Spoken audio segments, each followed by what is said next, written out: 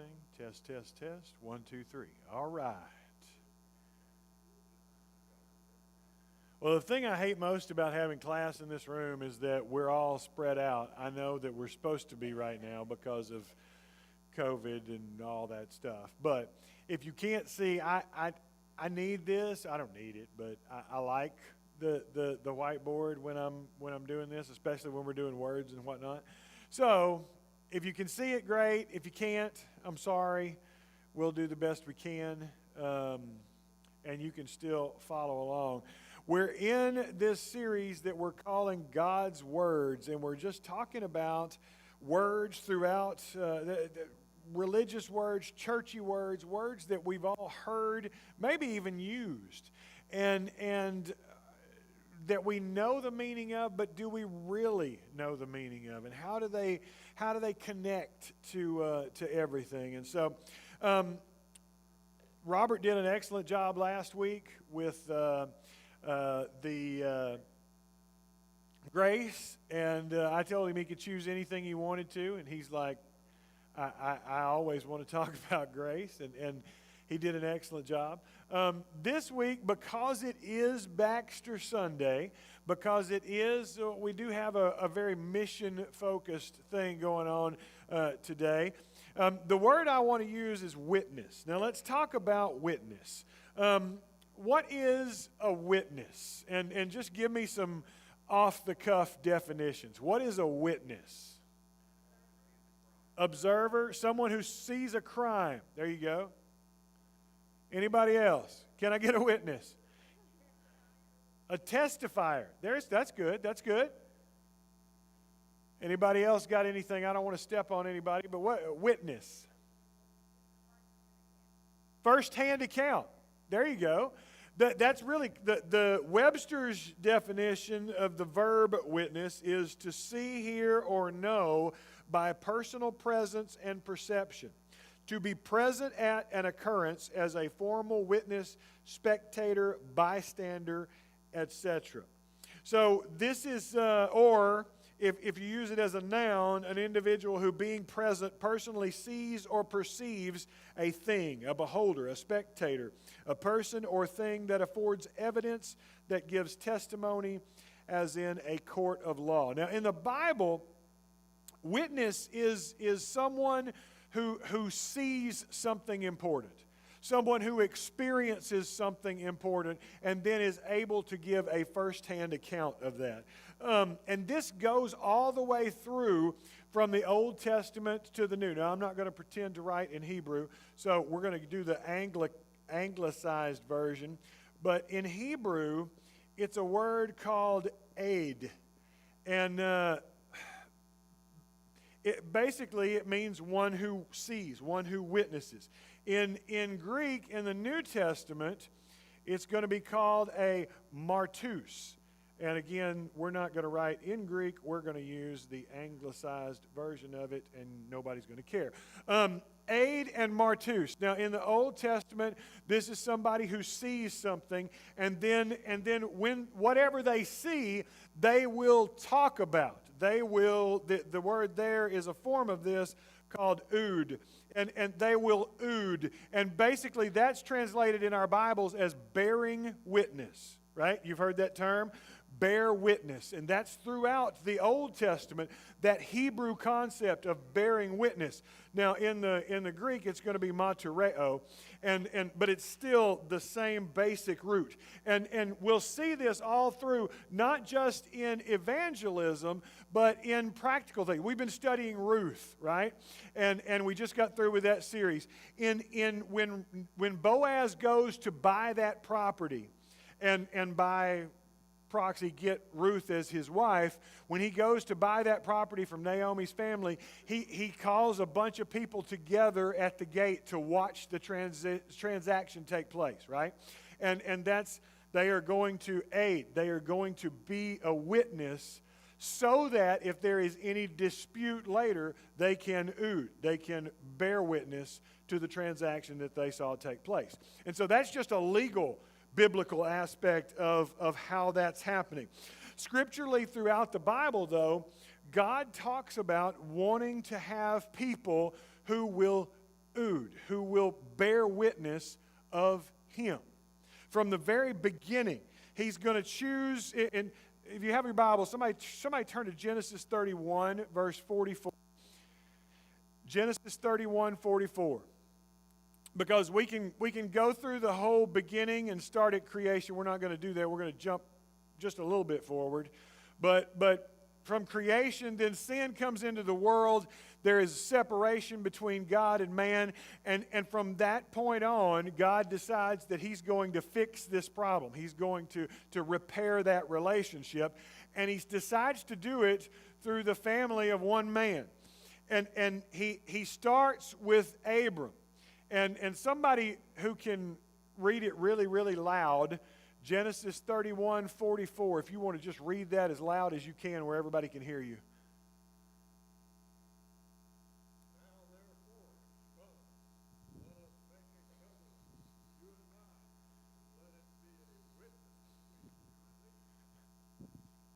God says to Abram, we're going to make a covenant. And that covenant is going to actually, bear witness between you and me. That covenant is going to, so what does that mean in that context? If the covenant, the promise, the promise that God is making to Abraham, how would that bear witness?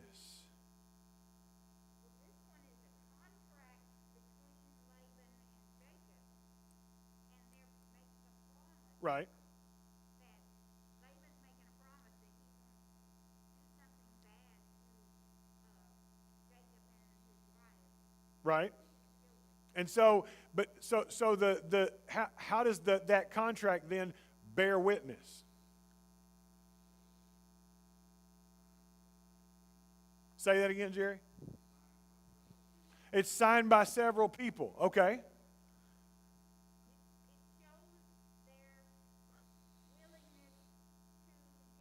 It demonstrates or exemplifies the relationship that's between them, right? And so when God makes a covenant with Abraham, that is also going to bear witness. And so over that time of the patriarchs, then God continually is fulfilling that covenant that he's made with Abraham. And one of I'm having a brain spasm and I can't think of the word. One of the stipulations of that covenant, one of the promises of that covenant, is that Abraham's descendants are going to be a great nation. That starts to come true, and then they are enslaved in Egypt, and then we get to Exodus, right? And at Exodus 19, verse 6, he tells them they're going to be a kingdom of priests. He tells Israel that they are going to be a kingdom of priests. And as kingdom of priests, as priests, they will bear witness to the nations about the greatness of God. You with me? So the Israelites are called to be the witnesses. The whole country of Israel is called to be the witness of everything that they experience in their relationship with God.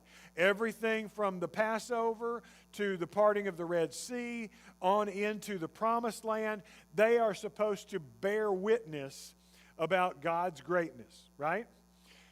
But Israel is not good witnesses. When they get to the Promised Land, instead of bearing witness to the other nations, they end up chasing after the other nations, right? And so they end up chasing after these other gods and so from the beginning, Israel are not good witnesses, right? Well then, so as part of that Exodus, God raises up Moses, who is supposed to be the chief witness. And Moses is granted this access to God. He witnesses God's presence on Sinai, right? He witnesses who God is. And he is supposed to then come and bear witness. And he does. He comes down from the mountain.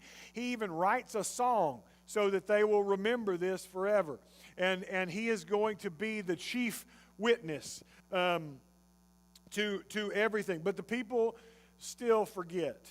And so God raises up prophets, right? And so after that, God raises up prophets, and these prophets are supposed to call the people back to their calling to bear witness. You with me so far? These prophets, Isaiah 43:10. Somebody read that. Isaiah 43, verse 10.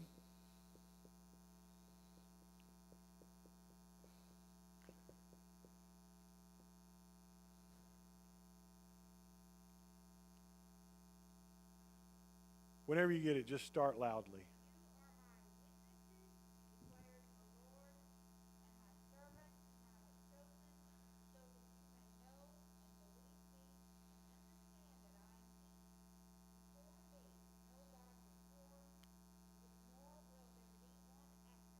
So these prophets call on Israel to open their eyes, to see the greatness of God, and to witness, to aid that, to bear witness that to the nations. And when he's talking about nations, we're not talking about physical boundaries and all that. We're talking about people groups, right?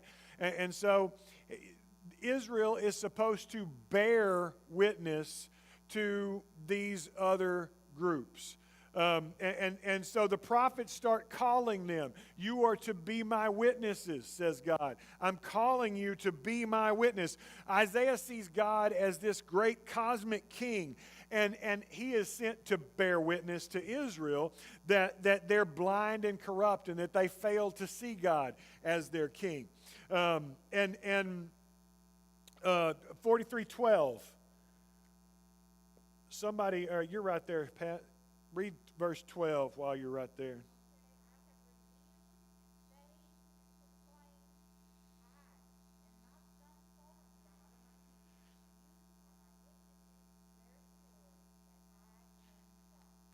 He says, I have saved you. I have proclaimed, I've declared, I've done all these things in your midst. Not these foreign gods that you're chasing. You are my witnesses. You are to bear witness of the greatness that I am God. Now, Isaiah is going to go on and have this vision, and he's going to say one day God is going to raise up this true witness. Isaiah calls him the servant. That this person, Isaiah says, will open their eyes. He will open the eyes of the blind. He will set the captives free. He will proclaim the good news. He will proclaim the majesty and the greatness of God. And so then we jump forward into the New Testament, and we find Jesus, who proclaims that he is that witness. He is the martus. He is the witness that Isaiah was talking about. And when he's talking about the kingdom being here, that's one of the things that he's proclaiming. He is that promised witness, that he is the one who has come to bear witness to the greatness of God. He is the true witness, the servant that Isaiah has spoke about. And so he is the martus. This word martus, witness, is interestingly where we get our English word martyr.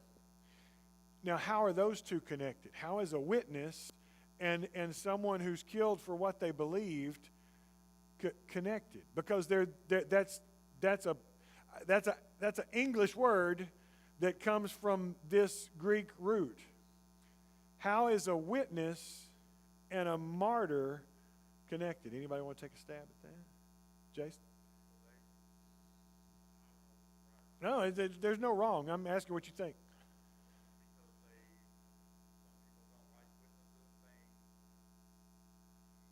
Uh-huh. Right?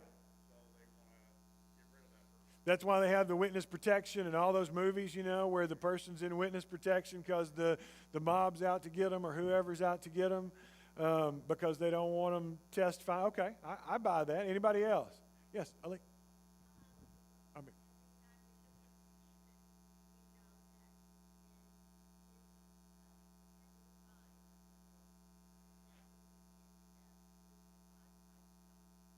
there you go. And so that.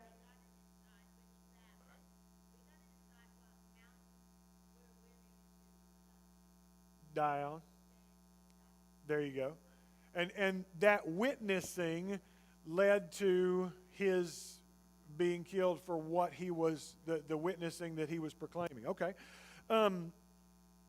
After Jesus' death, the followers of Jesus, they see him alive, they see him risen, and they become the martyreo. They become the witnesses. They become the ones who tell this story. If you look throughout Acts, their primary sermon is not some big theological thing. Their primary sermon is not some deep teaching. It's them telling what they have seen and heard. In fact, Jesus tells them, you're going to go and tell what you have seen and heard. Even before he died, remember the demon-possessed man that he heals? And the demon-possessed man, after he's back in his right mind, he wants to come with him. He wants to be one of his followers. And Jesus says, no, you go back to your family and tell them everything that God has done for you. You bear witness. You go back to your family and martyreo what God has done for you. Jesus commissions them to be his witnesses in the Great Commission in Acts 1:8. Somebody read Acts 1:8 because you'll see the same thing. This is as Jesus is ascending. Acts 1:8. He's talking to his disciples and he says,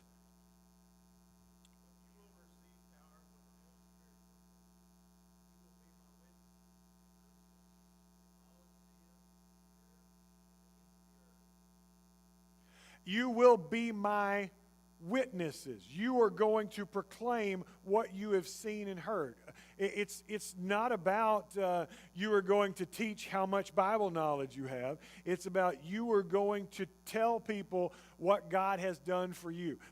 You're going to witness what you have seen. You're going to witness and testify to what God has done, what you have seen God do. It's the very same concept from the beginning. That the Israelites were supposed to be the witnesses. They were supposed to see the amazing things that God has done for them, and then they were supposed to bear witness and proclaim that to the nations. Now, they failed at that, and so Jesus comes and he says, I'm going to be the true witness who proclaims to you through my life how the amazing things that God can do, and then you are going to take that and go bear witness throughout the world. You're going to testify to all the great things that you have seen God do. That's where we get our Great Commission.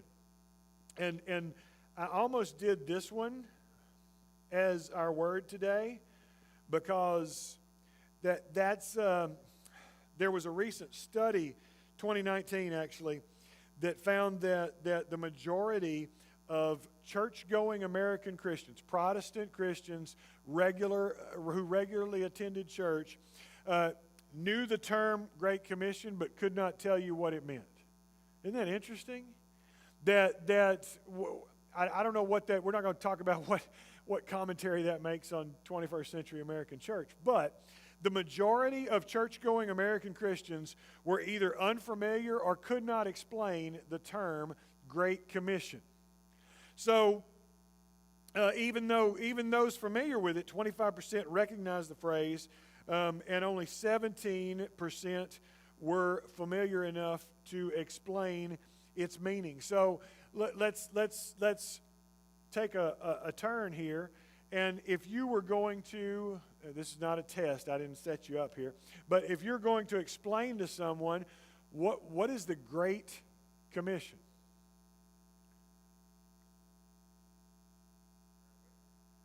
To bear witness. That's in a nutshell. Somebody else, Great Commission. Sir? Go and teach. Matthew 28. Matthew 28, verse 16 through 20. You can read along. I'll read this one. Then the 11 disciples went to Galilee, to the mountain where Jesus had told them to go. When they saw him, they worshipped him, but some doubted. Then Jesus came to them and said, all authority in heaven and on earth has been given to me. Therefore go and make disciples of all nations, baptizing them in the name of the Father and of the Son and of the Holy Spirit, and teaching them to obey everything I have commanded you. And surely I am with you always to the end of the age. Here's what's interesting in this passage. In the Greek, the only direct command here, the only command in that whole section is go. Everything else is a function of that command. Go and make disciples. Go and baptize. Go and teach. It's all a function. The direct command is go. Go. Why do you think that is?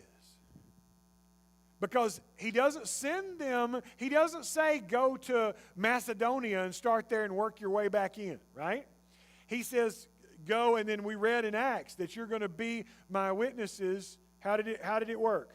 It was ever expanding circles. Judea, Samaria, Jerusalem, Judea, Samaria, and then the ends of the earth. It worked out, right? But the basic command is go. The basis of the Great Commission is go. I'm sorry. It's go, but and I don't want to make this a Greek class, so bear with me. But the command is go. The part that I'm trying to figure out a way to explain this. That without using English, the basic command is go. The function of that going is to make disciples. So go and make disciples is one phrase, right? You with me? Does that make sense? I'm trying to say this, and I'm not doing a very good job. So go is the command. Go. But the function of going, why are you going? The reason for going is to make disciples. And then all those other things are baptizing, teaching. That's a function. That's how we make disciples. Does that make sense? I'm not feeling like I'm doing a good job. Go make disciples is the primary command of the Great Commission. Now, so what is disciples?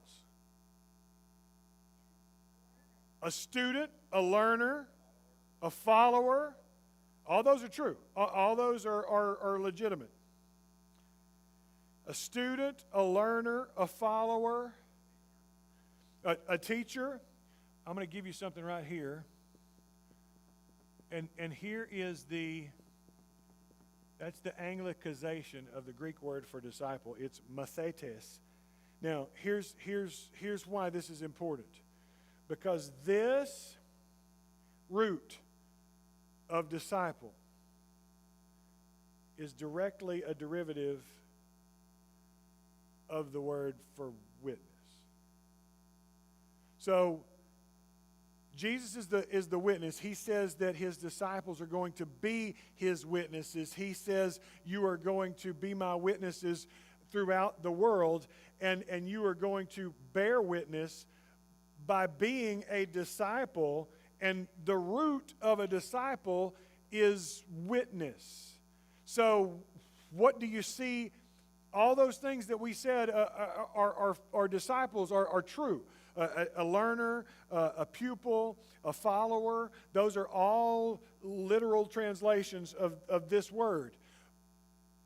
But it has at its root, at its fundamental basis, this idea of witness. So you're a learner, but you're supposed to do something with what you learn, right? That there's in this embedded understanding that you're not following just to follow. You're not learning just to learn.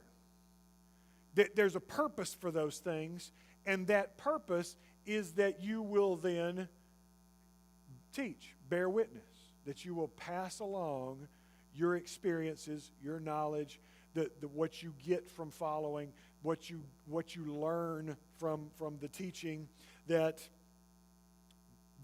as you are a disciple, you will then bear witness. And so the idea of witness is something that goes from the beginning covenant in Genesis and is going to flow all the way through the Bible, all the way into the New Testament, where we see the fulfillment of Isaiah's prophecy, the fulfillment of where this thing's been leading all the way, is that we raise up this generation of disciples who will follow, who will experience God personally, like Moses on Sinai. And as you experience that, then you will come and bear witness to that. Right? Does that make sense? It's interesting because the Great Commission is interpreted a lot of different ways by different people, and you'll hear a lot of different things about it. It's interesting because the Gospels don't use the term Great Commission. That's something that we have labeled that passage in Matthew, or that passage where he's saying, "Go into all the world." You don't care about that. I'm skipping that part. Well, I'm a nerd, and I get into, where did this come from and all this stuff. And there's probably the 17th century is when it was coined. At any rate, the quote that I do want to share, because this is interesting, the Englishman Hudson Taylor was one of the guys who is credited with coming up with this phrase, Great Commission. And he was a missionary who created this society and led missionaries into China. At that time, they would be killed if they were caught doing what they were doing in China. And he says, in referencing Matthew 28, he says, the Great Commission is not an option to be considered, but it is a command to be obeyed. So here's the question that I want us to discuss in our remaining time. All of this gets to this, right? And so from the beginning, we travel all through Scripture to get to this point. How does this impact the church in 21st century America? How does this impact what we do? Because if you look at a lot of the churches in 21st century America, we are not built on bearing witness. We're not built on go. We're built on come. And that's a little bit different. So, based on everything that we've talked about here, and this is your opinion, and I'm going to go to Jason and then Ernie, but this is just your opinion, so you can't be wrong. But I want to discuss this, and Jacob, I may need a handheld so that we can hear each other, because I know I hate this room for discussion, but for right now where we are in our society, this is the best we can do. So, weather change is playing havoc on my voice too.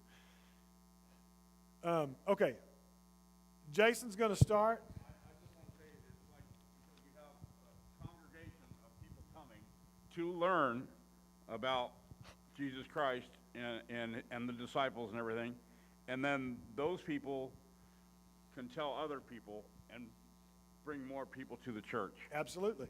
And so that's a basic function of being a disciple. You have to learn. You have to follow. That's the basic, and you learn and follow, and then from there, you take that out. Rex, you next. We, as individuals in the church, meet people in our daily lives. So that's one way where we can witness. But as an organization, a church organization, we have a missions committee, and so we get a little bit more structured. And today's Baxter Day, for example. Baxter is a shining example of spreading the gospel and following the command of the Great Commission to take the gospel into the world. So we as an organization support organizations like Baxter. So you're saying, how does it impact us? Well, that's what we do. Thank you. Ernie, I did not pay Ernie. That's the answer I wanted. Rex. The mission of the church is to seek and save the lost. Unfortunately, we get bogged down in, okay, we're going to have some social programs. We're going to have some social programs that bring people in. Well, that's great if we're able to teach them. Absolutely. And I'm afraid in my limited lifetime that we have failed miserably at that. There you go. I don't disagree with that. I think that I go along with both Ernie and Jason and things of where we are in our daily life. I like to compare this idea of witness with the Good Samaritan. The Levite and the priest both witnessed the man but did not act on it. The Samaritan witnessed the man beside the road and acted on it. If we are to be witnesses, we are to take our faith, our belief, our act, and make it action. Because sitting in here and just talking about it is not what Christ has called on us to do. We are to go, and every one of us will meet people that we can impact their lives. And if we do it in the name of Jesus, we have been his witness. Amen. And let me say this as we tie into all this, because there's a reason why we do everything that we do. Last weekend, when we had First Responders Sunday, okay, there was a reason for that. It wasn't just to honor first responders. That was part of it. But when we give you these cards and these things, it's to make it easier for you to bear witness, to invite people. Because it's weird in our society, and you get looked at crazy when you invite people to church. Now, you know, you got Joey who invited everybody she met, but we can't all be Joey. But so it's harder. And so everything that we do, this Fall Fest that we're planning, yeah, it's for the kids to have fun. But that's the main purpose of this, is to help us say, hey, my church is having this. You need to come here. And by coming here, then, as Rex said, we're supposed to teach them. Now, we fail at that. We're not perfect. But that's our job. That's why we do these things. These things are there to help us open the door. You'll hear me use the term open door events. That's what I mean. These are things that get people in the door, on the campus, connected with people. Because what we want to do is get them to where they, I'm preaching now, but I use Zacchaeus as the example. When I'm teaching ministers or talking to interns or young ministers, our job in that story is not to be Jesus. Our job is not to be the one that says, Zacchaeus, come down from that tree. Our job is to be the tree. We're supposed to get people high enough above the crowd that they can see Jesus and that he can go home with them. That's what we're about. And so when we do these things, that's the purpose of that. So when I say go pass out Racktober cards this week, yes, one of the functions of that is that we bless our community. But the main function of that is so that person reads that card and then goes, hey, this church ain't normal. They're not like every other church that I've seen. I need to go check that out. So, sorry, sermon over, that was free. Jeff, don't you think the reason why the Great Commission, or part of the reason the Great Commission has not been understood, it's been replaced with the phrase, go and spread the gospel. Because the Great Commission implied we were to be airdropped into the 1040 geographical window of India and Africa, where we may not see our family again. Right. We may not go to Disney World again. We may not get to have all the festivities of holidays again, and that is in fact what could happen. But in spreading the gospel with all that this church does in the community, and it's all very well known, we lack the personal one-on-one teaching a person what the gospel looks like. And I think we need to go back to basics. I'm going back to basics all the time, recalling what my grandfathers shared, the way we bring people to church. And it's, coming to church is very foreign to many people. And so it has to begin with a meal and a friendship and a conversation. Absolutely. And I agree with that. Actually, y'all didn't know this. We had a plan this year. Everybody had a plan going into 2020, right? We had a plan this year that we were going to go back to basics. That we were going to do this big evangelism push, and that we were going to hit some of these apartments in these neighborhoods and just knock doors, like old-fashioned knocking on doors, inviting people, and doing it old school, right? And that was the plan. Well, now people don't really want you knocking on their door because they don't know what you're breathing on them. So that plan got pushed back a little bit. It's still on the back burner. I still think it's a solid plan. We're still going to get there eventually, Lord willing. But right now, all the plans went out the window. When I was growing up, we were not allowed to witness what God had done for us. Only Scripture. We weren't to give testimonies because that's what the Baptists did. I mean, really? No, I understand. Jeff, question. Are you going to mention our guest for worship service this morning? Yes. Because I think if we're all here for worship service, there's going to be 2 people from Baxter.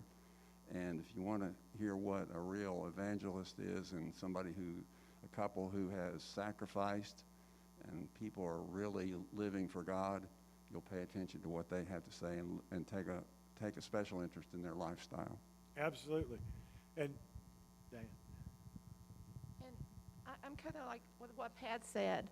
I feel like that we need to be witnesses. We need to testify what God has done for us personally in our lives, how he's helped us through troubling times. And like she said, we didn't share that much with people in decades past. But we need to share what God has done in our lives and give God the glory. And I think that's how we can be witnesses here just here in Huntsville. Absolutely. And shoehorning off, we're running out of time, but off of what Ernie said, you will hear us here in this church talk a lot about the missions that we support. You heard him reference the mission committee and how a portion of that money that goes into the plate on Sunday morning goes to support missions. Now, a lot of churches that they don't really know, they just kind of throw money out there, and it's kind of like, well, this is something we're supposed to do. What I love about this church is that we support missions, and we have a vested interest. We're involved in that. I mean, Jerry's on the board at Baxter. Ernie, weren't you on the board? And we've got guys who go down there, families who go down there, and Baxter is not this place that a lot of these old school missions that they didn't just go make disciples. They went and made westernized American disciples, right? I remember we went on a mission trip to South America once, and I was talking to some people in the local church there, and they asked me what my stance was on kitchens in a church building. These people didn't have a church building, and they didn't have a kitchen, but somebody had told them that's what they were supposed to be worried about. And so you see what I'm talking about. Baxter is training indigenous people, and I don't, that sounds like but people who are from there to go home and tell what God has done. That's kind of scriptural, right? That's what missions is supposed to be. It's not supposed to be some white man going in and flashing a bunch of money and making other people act just like me. It's supposed to be making churches that can support themselves. When we have missions that you're supporting this missionary and I'm stepping off into it. I need to back off. But you support these missions, and they've been in the same country for 50 years, and they still don't have churches that can support themselves. Something's wrong with that. That's not the biblical model. Paul went through and just started a church, and then he stayed with them for a while, and then he took off and went to the next place. And we see Baxter training young men and women to go back to their community or to go to other communities where they are natives, where they are one of them, one of the people, where they fit in. And instead of being some outsider proclaiming, "Come be like me," they're telling about Jesus. They're pointing people towards Jesus and not towards America. And so my point is, we have in this church a very, very good missions program. We support missions that genuinely impact people's lives and genuinely make disciples. And so when we talk about this morning, when we talk about Baxter, and we'll talk about the other missions on other Sundays, but as we talk about this, we need to remember that not all of us can get up and go to Colombia, right? And nor should we.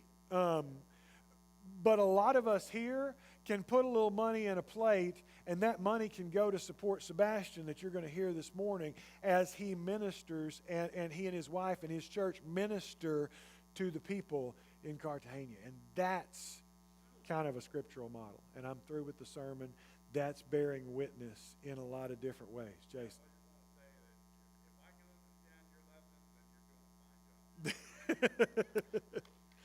There you go. Okay, hey, thank you for your discussion this morning. I know this is weird and this setting is weird, but I appreciate you trying. We will come back with a new word next week. And so in about 10 minutes, we'll come to worship. Steve Teal from Baxter is going to offer our call to worship via video, and Sebastian is going to be here to offer a good portion of the lesson. You don't want to miss that. You want to come back for that. This is going